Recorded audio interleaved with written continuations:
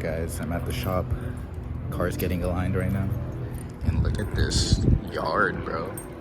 Got the Civic. I just know that's a hatch, and it's not Type R. But we got the Type R Integra right here, bro. This thing is so clean. The T37s. It has that long shifter. I think it's that like a short shifter. I don't know. Educate me. But it has the Marty wheel in there too. Interior is pretty mint. We got this the regular Integra, but still pretty dope. Red Honda badge, dude. And then look, 240 SX coupe. Shit is so fire. Kind of busted, and it's automatic, but still dope. And we got a Type R Civic. Yo. All the Honda boys out there. The red seats. This thing is fire. It's paint's a little messed up. You know, speaking pretty quietly because I'm kind of nervous filming. I don't really film when I do like go to shops and stuff, so it's new for me. But dude, I just wanted to show you all these cars, man. Like TSX, another Civic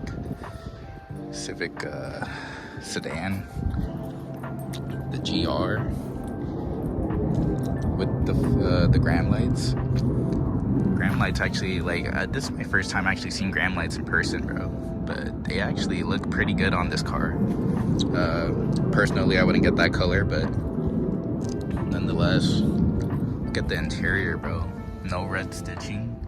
I don't know if that's like an option you could get out of the factory. Well, obviously probably is, but dude, I love the stitching. It's like gray. That's what I want in my car, to be honest. These cars are growing on me, but obviously I like my year better. But now the back, I don't really like the back of these cars. Like, it looks too, it doesn't look good to me. I prefer my car's rear end. The front doesn't look too bad though on these guys. They're all right. Yeah. Like, again, I just prefer the aesthetic of my car better. But yeah, man, I'll catch y'all after the alignment's done. Yeah. Shit's getting dialed in.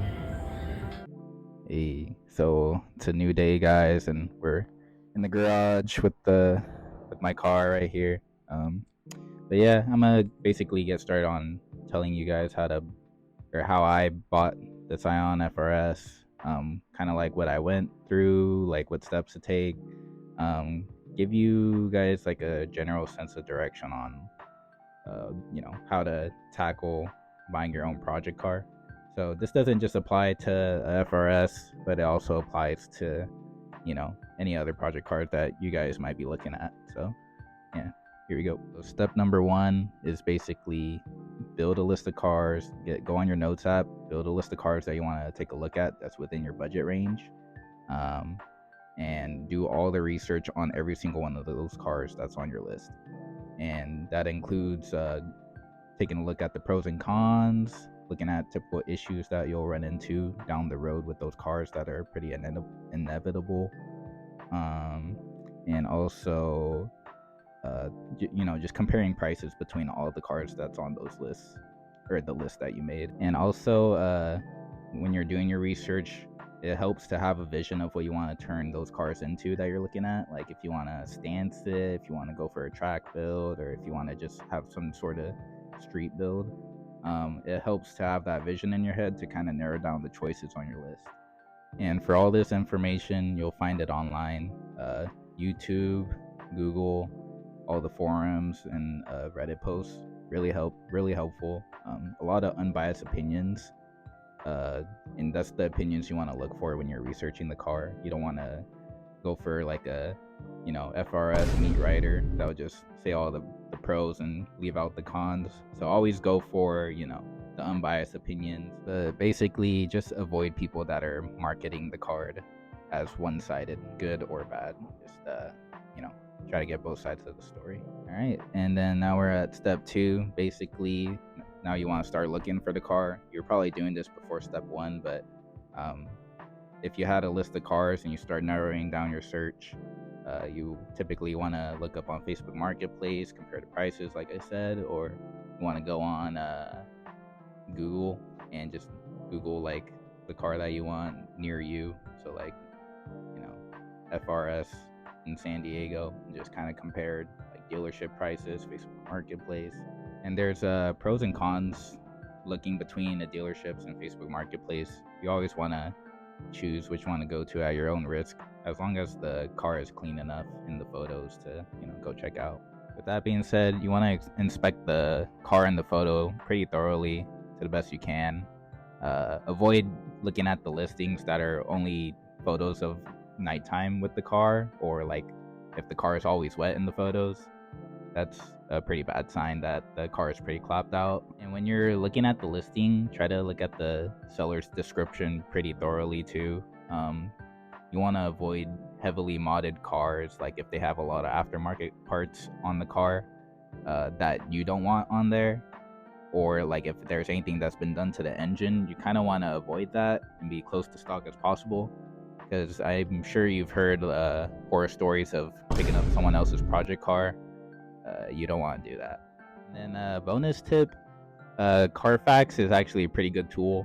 I'm not promoting them or anything, but it's a pretty legit tool to use, especially like if you're pretty dialed in on the car that you want to check out. Like it looks clean and everything, but there's not a lot of say stuff in the description that kind of forces you to go. You could always Carfax by messaging the seller like, hey, what's the VIN number? Or you could just kind of low key be kind of secret about it and hit the Carfax through their license plate. So yeah, if you Carfax it, you could see if it's really a clean title, if there's been any damage history. But obviously, like, Carfax is just kind of a tool that, and it's not super like not everything, not all the history is gonna be on there.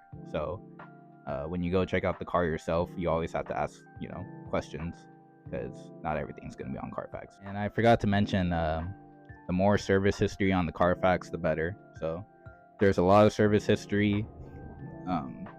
It shows that the car's been properly maintained, and that's what you want to go for usually. All right, and now we're on step 3, which is now you finally found the listing that's worth checking out. So you're gonna go check out the car. In this instance, you always want to bring a homie, especially if you're kind of new to cars, or if you never looked at this specific car before. You always want to bring another set of eyes to kind of look out for you, or like if they're also mechanically inclined, like if they work on cars a lot, they could spot some things that you wouldn't. And try not to like roll super deep into the meeting spot with the dude that's selling you the car. Just like 1 or 2 friends is good enough. Try not to mob there with like a whole squad. So depending on the car that you're looking at, you want to build up like a list of questions to ask the seller, the dealership. A good question is asking where the car was most of its life.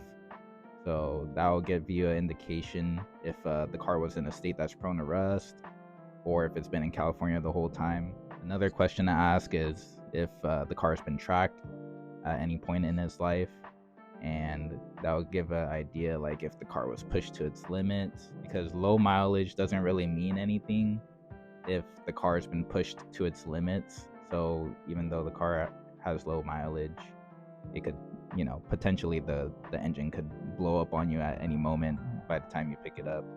And those type of questions that you ask will obviously get a lot more information out of the car rather than what Carfax would tell you. So always pull up with a list of questions. And when you start inspecting the car, you always want to check out for aftermarket parts in the engine bay. You want to check out, especially for older cars, you want to check out for rust in the common areas, depending on your chassis that you're looking at. So you want to check that out.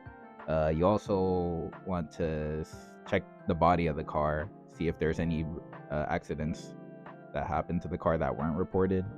Um, so like if especially like cars that have a gap between the bumper and the hood, that's a usual sign that the car crashed in the front. So that's never really a good thing. And when you're checking out the interior, try not to be too picky about it, because the interior is a lot easier to replace parts for and whatnot. So just take note of what works for you and what doesn't inside the interior. So now you're test driving the car. Just make sure all the basic stuff works if it matters to you, like the windows are going up and down, the AC, radio, whatnot. Keep an eye out for the engine, see if it sounds weird, and with the permission of like the owner or the dealership, whoever's letting you drive the car, ask them if you could do a quick pull or like push it a little bit. Hey! Shit! Hey! Hey! Hey! Just so like if there's any weird noises after you push the car, that'll kind of get you away from the low nasty car. And also like when you do that test drive, have your friend that's more knowledgeable than you in the car too. They'll tell you if there's something wrong with the engine or not while you're driving it, or if you get them to test drive it for you, that also helps as well, because they could also feel the car, feel if anything's not feeling how it should be. And if it doesn't check all your boxes, honestly, don't feel afraid to walk away from the deal. Don't feel afraid to walk away, because you don't want to act on your emotion like damn, like I spent an hour driving just to check out this car and it's not what I expected, but I might as well buy it. Try to avoid that mindset, because there's always something better out there. Especially a car is a pretty big investment, especially a project car.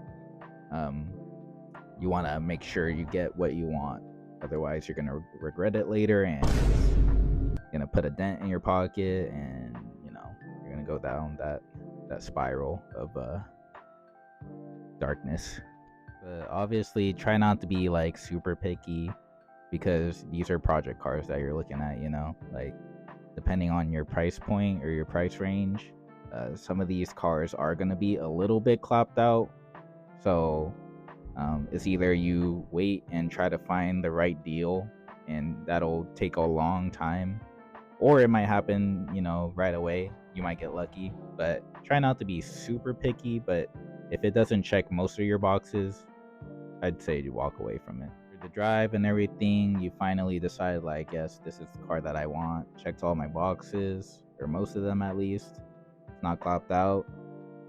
I'm willing to take it home. So once you buy it, take it home, immediately start doing maintenance on it. You want to do the oil change, you want to do whatever maintenance that the previous owner mentioned that needs to be done. You want to do all of that. I took this car home. I had it for like a week and I didn't do an oil change on it, and I blew the motor. Not even a weekend, probably like 5 days in, I blew the motor. Completely my fault, but yeah, you don't want to go through that. Yeah, now you got the car. If this is your first project car, expect a lot of things like feeling broke, being broke. Expect a marketplace addiction. You're always going to be looking for parts on there. The grind never stops when you're looking at marketplace. You always need parts. It never feels like enough, and everything's expensive. But other than that, it's pretty chill having the car that you want. It's pretty sick. I most likely didn't cover everything.